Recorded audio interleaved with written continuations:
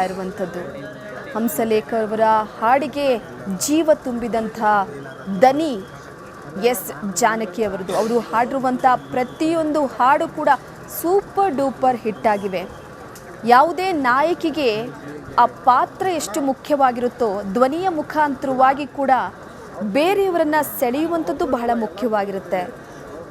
ನಾಯಕಿಯ ಪಾತ್ರಕ್ಕೆ ಸಂಗೀತದ ಮುಖಾಂತರವಾಗಿ ಧ್ವನಿ ನೀಡಿ ಅದಕ್ಕೆ ಜೀವ ತುಂಬಿ ಆ ನಾಯಕಿಯರು ಹಿಟ್ಟಾಗೋದಕ್ಕೂ ಮೂಲ ಕಾರಣ ಜಾನಕಮ್ಮ ಅಂತ ಹೇಳ್ಬೋದು. ಆ ಮಟ್ಟಿಗೆ ಸಂಗೀತವನ್ನು ಹಾಡುವ ಮುಖಾಂತರವಾಗಿ ನಮ್ಮನ್ನೆಲ್ಲ ಕೂಡ ಹಿಡಿದಿಟ್ಕೊಳ್ತಾ ಇದ್ರು. ಎಷ್ಟು ಜಾನಕಿಯಮ್ಮ ಬರ್ತಿದ್ದಾರೆ ಅಂದರೆ ಸಾಕು, ಎಲ್ಲರೂ ಕೂಡ ಅವರ ಮಧುರ ಕಂಠದಿಂದ ಹಾಡನ್ನು ಕೇಳೋದಕ್ಕೆ ಕಣ್ಣರಳಿಸಿ ಕೂರ್ತಾ ಇದ್ರು. ಆದರೆ ಈಗ ಇನ್ನು ಮುಂದೆ ಅವರನ್ನು ನಾವು ದೈಹಿಕವಾಗಿ ನೋಡೋದಕ್ಕೆ ಸಾಧ್ಯವಿಲ್ಲ. ಆದರೆ ಅವರ ಹಾಡುಗಳ ಮುಖಾಂತರವಾಗಿ ನಾವಿನ್ನ ಜಾನಕಮ್ಮನನ್ನು ನೆನಪು ಮಾಡಿಕೊಳ್ಬಹುದು. ಆದರೆ ಗಾನ ಕೋಗಿಲೆ ಕಣ್ಮರೆಯಾಗಿರ್ಬೋದು, ಅವರು ಬಿಟ್ಟು ಹೋಗಿರುವಂಥ ಸಂಗೀತ ಲೋಕಕ್ಕೆ ಕೊಟ್ಟಿರುವಂಥ ಕೊಡುಗೆಯನ್ನು ಮರೆಯೋದಕ್ಕೆ ಸಾಧ್ಯವೇ ಇಲ್ಲ. ಭಾರತದಾದ್ಯಂತ ಇವತ್ತು ಎಸ್ ಜಾನಕಮ್ಮನವರನ್ನ ನೆನಪಿಸ್ಕೊಳ್ತಾ ಇದ್ದಾರೆ. ಸುಮಾರು 20ಕ್ಕೂ ಹೆಚ್ಚು ಭಾಷೆಗಳ ಮುಖಾಂತರವಾಗಿ ಸುಲಲಿತವಾಗಿ ಹಾಡಿ ಎಲ್ಲರನ್ನ ರಂಜಿಸಿದ್ರು. ಅಂತಿಮ ಕೊನೆಯ ಕ್ಷಣ ಇದು. ಇನ್ನೇನು ಕೆಲವೇ ಕ್ಷಣ ಮಾತ್ರ ತೆಲುಗು ಬ್ರಾಹ್ಮಣ ಸಂಪ್ರದಾಯದ ರೀತಿಯಲ್ಲೇ ಈ ಧಾರ್ಮಿಕ ವಿಧಿವಿಧಾನ ನೆರವೇರಲಿದೆ. ಹಾಗಾಗಿ ಅಂತಿಮ ಕೊನೆಯ ಕ್ಷಣವನ್ನ ಎಲ್ಲ ಗಣ್ಯರು ಕಣ್ತುಂಬಿಕೊಳ್ತಾ ಇದ್ದಾರೆ. ತೆಲುಗು ಬ್ರಾಹ್ಮಣ ಸಂಪ್ರದಾಯದ ರೀತಿಯಲ್ಲೇ ಈ ಒಂದು ವಿಧಿವಿಧಾನ ನಡೆಯಲೇಬೇಕಾಗಿದೆ. ಹಾಗಾಗಿ ಆಂಧ್ರ ಪ್ರದೇಶದ ಮೂಲದವರಾದಂಥ ಜಾನಕಮ್ಮನವರು ಕನ್ನಡದ ಚಿತ್ರರಂಗಕ್ಕೆ ಬಹಳ ಅಪಾರವಾದಂಥ ಕೊಡುಗೆಯನ್ನು ನೀಡಿರುವಂಥದ್ದು. ಅವರು ಕನ್ನಡ ನೆಲದಲ್ಲೇ ಉಸಿರನ್ನು ನಿಲ್ಲಿಸಿದ್ದಾರೆ. ಕನ್ನಡ ನೆಲದಲ್ಲೇ ಮಣ್ಣಾಗಬೇಕು ಅನ್ನುವಂಥ ಆಸೆಯನ್ನು ಇಂಗಿತವನ್ನು ವ್ಯಕ್ತಪಡಿಸಿದರು. ಹಾಗಾಗಿ ತಮ್ಮ ಕೊನೆಯ ದಿನಗಳನ್ನು ಕರ್ನಾಟಕದಲ್ಲೇ ಕಳೀತಾ ಇದ್ರು. ಅದರಲ್ಲೂ ಕೂಡ ಮೈಸೂರು ಅನ್ನುವಂಥದ್ದು ಬಹಳ ಅಚ್ಚುಮೆಚ್ಚಿನ ಸ್ಥಳ ಜಾನಕಮ್ಮನವರಿಗೆ. ಪ್ರತಿ ಬಾರಿಯೂ ಕೂಡ ಬಂದಂತಹ ಸಂದರ್ಭದಲ್ಲಿ ಮೈಸೂರಿನಲ್ಲೇ ಇದ್ದು ಹೋಗ್ತಾ ಇದ್ರು. ಇತ್ತೀಚೆಗೆ ಒಂದಷ್ಟು ವರ್ಷಗಳ ಹಿಂದೆ ಅಷ್ಟೇ ತೋಟದ ಮನೆಯಲ್ಲಿ ವಾಸವಾಗಿದ್ದರು. ಅದರ ಜೊತೆಗೆ ಯಾವಾಗ ಇಲ್ಲ ನನಗೆ ಸ್ವಲ್ಪ ವಿಶ್ರಾಂತಿ ಬೇಕು, ಇಲ್ಲಿವರೆಗೂ ಕೂಡ ನಾನು ಹಾಡನ್ನು ಹಾಡಿದ್ದೇನೆ, ನನ್ನ ಧ್ವನಿಗೆ ಸ್ವಲ್ಪ ವಿಶ್ರಾಂತಿ ಬೇಕು ಅಂತ ಒಂದಷ್ಟು ಸಮಯವನ್ನು ತೆಗೆದುಕೊಳ್ಳೋದಕ್ಕೆ, ಅದರ ಜೊತೆಗೆ ಇಲ್ಲ ನಾನು ಒಬ್ಬಂಟಿಯಾಗಿಯೇ ಒಂದು ಕಡೆ ವಿಶ್ರಾಂತಿಯನ್ನು ಪಡಿಬೇಕು ಅಂತ ಆಸೆಯನ್ನು ವ್ಯಕ್ತಪಡಿಸಿದರು. ಅದೇ ರೀತಿಯಾಗಿ ಮೈಸೂರಿನಲ್ಲೂ ಕೂಡ ಒಬ್ಬಂಟಿಯಾಗಿ ಇದ್ದರು. ಅಲ್ಲಿದ್ದಂಥವ್ರು ಒಂದಷ್ಟು ನೆನಪುಗಳನ್ನು ಮೆಲುಕು ಹಾಕ್ಕೊಳ್ತಾ ಇದ್ರು. ಜಾನಕಮ್ಮನ ಜೊತೆ ಇದ್ದಂತಹ ಸಂದರ್ಭದಲ್ಲಿ ಕಳೆದಂತಹ ಕ್ಷಣಗಳಾಗಿರ್ಬೋದು, ಅವರು ನಡೆದುಕೊಳ್ತಾ ಇದ್ದಂತಹ ರೀತಿ ಆಗಿರ್ಬೋದು, ಯಾರಿಗೂ ಕೂಡ ನೋವುಂಟನ್ನು ಮಾಡ್ತಾ ಇರಲಿಲ್ಲ ಜಾನಕಮ್ಮ. ಆ ಮಟ್ಟಿಗೆ ಎಲ್ಲರ ಜೊತೆ ಬಹಳ ಸಂತೋಷವಾಗಿ ಖುಷಿಯಿಂದ ಬೆರಿತಾ ಇದ್ರು. ಆದರೆ ಗಾನ ಕೋಗಿಲೆಯನ್ನು ಕಳೆದುಕೊಂಡಂಥ ಅವರ ಅಭಿಮಾನಿಗಳು, ಗಣ್ಯರು ಕಣ್ಣೀರನ್ನು ಹಾಕ್ತಾ ಇದ್ದಾರೆ. ಇನ್ನೇನು ಕೆಲ ಕ್ಷಣಗಳು ಮಾತ್ರ ಅವರನ್ನು ನಾವು ನೋಡೋದಕ್ಕೆ ಸಾಧ್ಯ. ಅದಾದ ನಂತರವಾಗಿ ಪಂಚಭೂತಗಳಲ್ಲಿ ಲೀನರಾಗ್ತಾರೆ ಜಾನಕಮ್ಮ. ಕನ್ನಡದ ಹಾಡುಗಳನ್ನು ನಾವು ಮರೆಯೋದಕ್ಕೆ ಸಾಧ್ಯ ಇಲ್ಲ. ಪ್ರತಿಯೊಂದು ಸಿನಿಮಾ ಹಿಟ್ಟಾಗಬೇಕು ಅಂದರೂ ಕೂಡ ಆ ದನಿ ಅನ್ನುವಂಥದ್ದು ಈಗಲೂ ನಮ್ಮ ಕಿವಿಯಲ್ಲಿ ಗುನುಗ್ತಾ ಇರುತ್ತೆ. ಯಾವುದೇ ಒಂದು ಸಿನಿಮಾ ಇದ್ರೂ ಕೂಡ, ಅಂದರೆ 90ರ ದಶಕದ ಕೆಲವೊಂದಿಷ್ಟು ಸಿನಿಮಾಗಳನ್ನು ನೋಡ್ತಾ ಇದ್ರೆ ಅಲ್ಲಿ ಜಾನಕಮ್ಮನ ಧ್ವನಿ ಇರಲೇಬೇಕಾಗಿತ್ತು. ಡಾಕ್ಟರ್ ರಾಜ್ಕುಮಾರ್ ಅವರ ಜೊತೆ ಬಹಳ ಅವಿನಾಭಾವ ನಂಟನ್ನು ಕೂಡ ಇಟ್ಕೊಂಡಿದ್ರು. ಅವರ ಸಿನಿಮಾದಲ್ಲಿ ಜಾನಕಮ್ಮನವರ ಧ್ವನಿ ಇರಲೇಬೇಕಾಗಿತ್ತು. ಆ ಧ್ವನಿಗೆ ನಾವು ಯಾರೂ ಕೂಡ ಮರುಳಾಗದೇ ಇರೋದಕ್ಕೆ ಸಾಧ್ಯ ಆಗ್ತಿರಲಿಲ್ಲ. ಎಷ್ಟೋ ಹಾಡುಗಳು ಈಗಲೂ ಕೂಡ, ಅದು 90 ಆಗಿರ್ಬೋದು, 80ರ ದಶಕ ಆಗಿರ್ಬೋದು, ಈಗಿನ ಜನ್ರೇಷನ್ ಬಹಳ ಪ್ರೀತಿಯಿಂದ ಬಹಳ ಅಚ್ಚುಮೆಚ್ಚಾಗಿ ಆ ಹಾಡುಗಳನ್ನು ಕೇಳ್ತಾರೆ. ಬಹಳ ಇಷ್ಟಪಟ್ಟು ಜಾನಕಮ್ಮನ ದನಿಯನ್ನು ಆಲಿಸ್ತಾರೆ. ಅವರ ದನಿ ಈಗಲೂ ಕೂಡ ಪುಟ್ಟ ಮಕ್ಕಳಂತೆಯೇ ಅವರು ಮೈಕ್ ಹಿಡಿದು ಮಾತನಾಡ್ತಾ ಇದ್ರು ಅಂದರೆ ಸಾಕು, ಆ ದನಿಯನ್ನು ಕೇಳೋದಕ್ಕೆ ಖುಷಿ ಆಗ್ತಾ ಇತ್ತು. ಈಗಲೂ ಕೂಡ ಕೆಲವೊಂದು ಬಾರಿ ಹಾಡಿದಂಥ ಸಂದರ್ಭದಲ್ಲಿ ಪದೇ ಪದೇ ಹಾಡನ್ನು ಕೇಳಬೇಕು ಅನ್ನಿಸ್ತಿತ್ತು. ಆದರೆ ಇನ್ನು ಮುಂದೆ ಜಾನಕಮ್ಮ ನಮ್ಮೊಟ್ಟಿಗಿರೋದಿಲ್ಲ. 88 ವರ್ಷಕ್ಕೆ ತಮ್ಮ ಉಸಿರನ್ನು ನಿಲ್ಲಿಸಿದ್ದಾರೆ.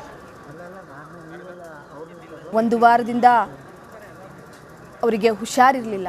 ಆದಷ್ಟು ಚಿಕಿತ್ಸೆಯನ್ನು ಕೂಡ ನೀಡಲಾಗ್ತಾ ಇತ್ತು. ಆದರೆ ಚಿಕಿತ್ಸೆ ಫಲಿಸಲಿಲ್ಲ. ಅಂತಿಮವಾಗಿ ನಮ್ಮನ್ನೆಲ್ಲ ಕೂಡ ಅಗಲಿದ್ದಾರೆ.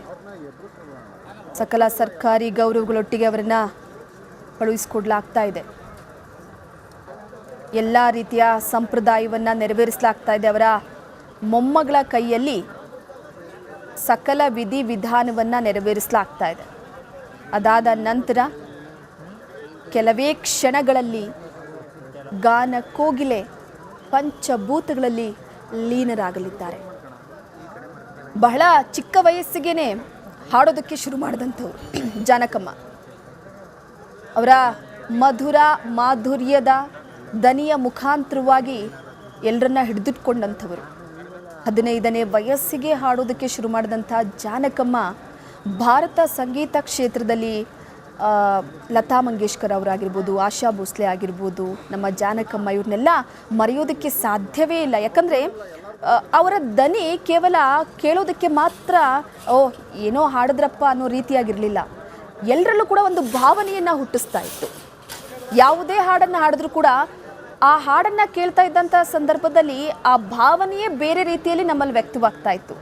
ಅಂತಹ ಮಟ್ಟಿಗೆ ಜಾನಕಮ್ಮನವರ ಆ ದನಿ ನಮ್ಮನ್ನೆಲ್ಲ ಕೂಡ ಹಿಡಿದಿಟ್ಕೊಳ್ತಾ ಇತ್ತು. ಆದರೆ ಇನ್ನು ಮುಂದೆ ಅಂಥ ಮಧುರವಾದಂಥ ಕಂಠವನ್ನು ಕೇಳೋದಕ್ಕೆ ಸಾಧ್ಯವಿಲ್ಲ.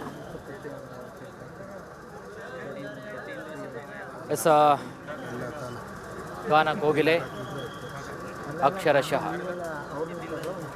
ನಿನ್ನೆ ಸಂಜೆ ಮೈಸೂರಿನ ಖಾಸಗಿ ಆಸ್ಪತ್ರೆಯಲ್ಲಿ ಹೃದಯಾಘಾತಕ್ಕೆ ಒಳಪಟ್ಟು ಎಲ್ಲರಿಂದ ಇದೀಗ ದೂರವಾಗಿದ್ದಾರೆ ಅಂದರೆ ನಿಜಕ್ಕೂ ಕೂಡ ದುಃಖದ ಸಂಗತಿ. ಸದ್ಯದ ಮಟ್ಟಿಗೆ ಮೈಸೂರಲ್ಲಿ ಅವರ ಇಚ್ಛೆಯಂತೆ ಅವರ ಆಸೆಯಂತೆ ಎಸ್ ಜಾನಕಿ ಅವರ ವಿಧಿವಿಧಾನ ಕಾರ್ಯಕ್ರಮ ಕೂಡ ನಡೀತಾ ಇದೆ. ಅದರಲ್ಲೂ ಆಂಧ್ರ ಪ್ರದೇಶದ ಬ್ರಾಹ್ಮಣ ಸಂಪ್ರದಾಯದಂತೆ ಅವರ ಇಚ್ಛೆಯಂತೆ ಎಲ್ಲವೂ ಕೂಡ ಶಾಸ್ತ್ರೋಕ್ತವಾಗಿ ನಡೀತಾ ಇದೆ. ಇನ್ನು ಅವರ ಮಗನ ಮಗಳು ಅಪ್ಸರ ಅವರು ಈ ಒಂದು ವಿಧಿವಿಧಾನ ಕಾರ್ಯಕ್ರಮದಲ್ಲೂ ಕೂಡ ಭಾಗಿಯಾಗಿದ್ದಾರೆ. ತಮ್ಮ ಅಜ್ಜಿಯ ಅಂತ್ಯ ಸಂಸ್ಕಾರ ಒಂದು ಕ್ರಿಯೆಯಲ್ಲಿ ದುಃಖದ ಒಂದು ಆ ಕಟ್ಟಿಯನ್ನು ಒಳಗೆ ಇಟ್ಟುಕೊಂಡು ಕೂಡ ಆ ದುಃಖದ ಒಂದು ಮಡಿವಿನಲ್ಲೂ ಕೂಡ ವಿಧಿವಿಧಾನ ಒಂದು ಕಾರ್ಯಕ್ರಮದಲ್ಲೂ ಕೂಡ ಭಾಗಿಯಾಗಿದ್ದಾರೆ. ಸರ್ಕಾರದಿಂದ ಸಕಲ ಗೌರವ ಕೂಡ ರಾಜ್ಯ ಸರ್ಕಾರದಿಂದ ನೀಡಲಾಗ್ತಾ ಇದೆ.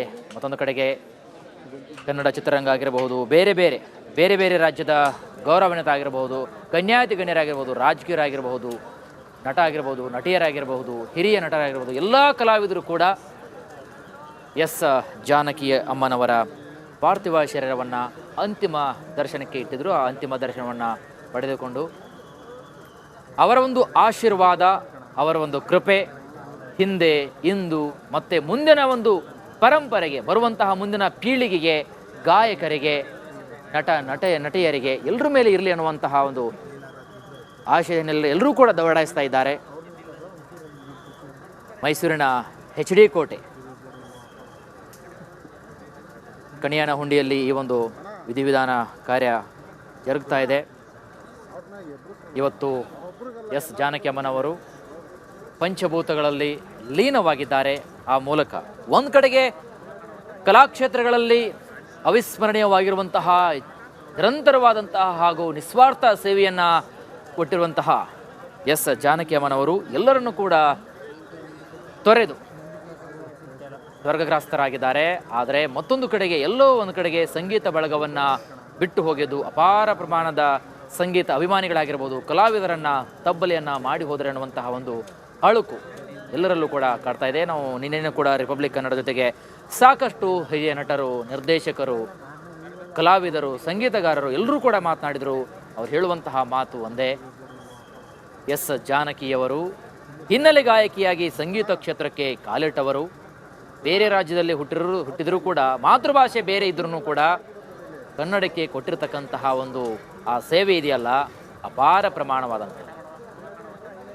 ಕರ್ನಾಟಕದಿಂದ ಅವರಿಗೆ ಉತ್ತಮವಾದಂತಹ ಪ್ರಶಸ್ತಿ ಕೊಟ್ಟಾಗ ನನಗೆ ಭಾರತ ರತ್ನ ಪ್ರಶಸ್ತಿಯಷ್ಟೇ ನನಗೆ ತುಂಬ ಸಂತೋಷವಾಗಿದೆ ಅಂತಕ್ಕಂತಹ ಮಾತುಗಳನ್ನು ಕೂಡ ಆಡಿದ್ದು ಕೂಡ ನಾವು ಇವಾಗಲೂ ಕೂಡ ನಾವು ನೆನಪಿಸ್ಕೊಳ್ಬಹುದು. ಅಷ್ಟು ಒಂದು ಪ್ರೀತಿ, ವಾತ್ಸಲ್ಯ, ಮಮತೆ. ಕರ್ನಾಟಕ ಅಂತಂದರೆ ನನ್ನ ತವರು ಮನೆ.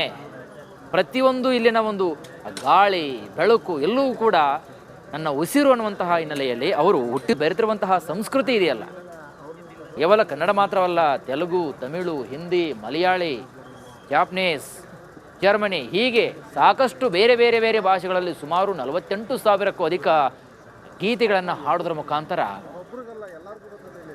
ಅದ್ಭುತ ಸಾಧನೆಯನ್ನು ಮಾಡಿದ್ದಾರೆ. ಗಾನ ಕೋಗಿಲೆ ಅಂತ ಪದವಿಯನ್ನು ಮುಡಿಗೇರಿಸ್ಕೊಳ್ತಾರೆ. ಜಾನಕಿ ಅಮ್ಮ ಅನ್ನುವಂತಹ ಒಂದು ಅಮ್ಮನ ಒಂದು ಪದವಿಯನ್ನು ಪಡಿತಾರೆ, ಪ್ರೀತಿಯನ್ನು ಪಡಿತಾರೆ, ವಾತ್ಸಲ್ಯವನ್ನು ಪಡಿತಾರೆ. ಆದರೆ ಇದೀಗ ಆ ಅಮ್ಮ ಅನ್ನುವಂತಹ ಪದಕ್ಕೆ ಅಮ್ಮ ಅನ್ನುವಂತಹ ಒಂದು ಆ ವ್ಯಕ್ತಿತ್ವ ನಮ್ಮೆಲ್ಲರನ್ನು ಕೂಡ ಬಿಟ್ಟು ಇದೀಗ ಕಣ್ಮರೆಯಾಗಿರುವಂಥದ್ದು ನಿಜಕ್ಕೂ ಕೂಡ ತುಂಬ ದುಃಖದ ಸಂಗತಿ ಇದು. ಹಾಗಾಗಿ ಕೆಲವೊಂದಿಷ್ಟು ಹಿರಿಯರು ಹೇಳ್ತಿರ್ತಾರೆ, ದೇವರಿಗೆ ಅತ್ಯಂತ ಪ್ರೀತಿ ಪಾತ್ರರಾದವರು, ದೇವರಿಗೆ ಅತಿ ಹತ್ತಿರವಾದವರನ್ನ ದೇವರು ಬೇಗ ಕರೆಸಿಕೊಳ್ತಾನೆ ಅಂತ. ಹಾಗಾಗಿ ನಿಜಕ್ಕೂ ಕೂಡ ಅಂತಹ ಸಂದರ್ಭದಲ್ಲಿ ದೇವ್ರನ್ನೂ ಕೂಡ ಎಲ್ಲೋ ಒಂದು ಕಡೆ ಮೋಸ ಮಾಡಿದ್ನ ಎಲ್ರಿಗೂ, ಎಲ್ಲ ಕನ್ನಡಿಗರಿಗೂ, ಅವರ ಅಭಿಮಾನಿಗಳಿಗೆ ಮೋಸ ಮಾಡಿದ ಅನ್ನುವಂತಹ ಪ್ರಶ್ನೆನೂ ಕೂಡ ಬರುತ್ತೆ. ಒಂದು ಕಡೆಗೆ ವಯೋಸಹಜ ಕಾಯಿಲೆ ಕೂಡ ಚಿಕಿತ್ಸೆಯನ್ನು ಪಡಿತಾ ಇದ್ರು. ಅವರ ಇಳಿಯ ವಯಸ್ಸಿನಲ್ಲೂ ಕೂಡ ತುಂಬ ಲವಲವಿಕೆಯಿಂದ, ಮಂದಹಾಸ್ಯದಿಂದ ಯಾರೇ ಬಂದ್ರೂ ಕೂಡ ಒಂದು ಚಿಕ್ಕ ಮಕ್ಕಳಂತೆ ಅವರನ್ನು ಮಾತನಾಡಿಸುವಂತಹ ಪರಿ ಇದೆಯಲ್ಲ, ಅದು ತುಂಬ ಎಲ್ರಿಗೂ ಹತ್ತಿರವಾಗ್ತಾ ಅಂಥದ್ದು. ತಾಯಿಯ ಪ್ರೀತಿ, ತಾಯಿಯ ಮಮತೆ, ಆ ತಾಯಿಯ ಒಂದು ಗುಣ ಇದೆಯಲ್ಲ, ಆ ತಾಯಿಯ ಕರಳಂದ್ರೇ ಹಾಗೆ.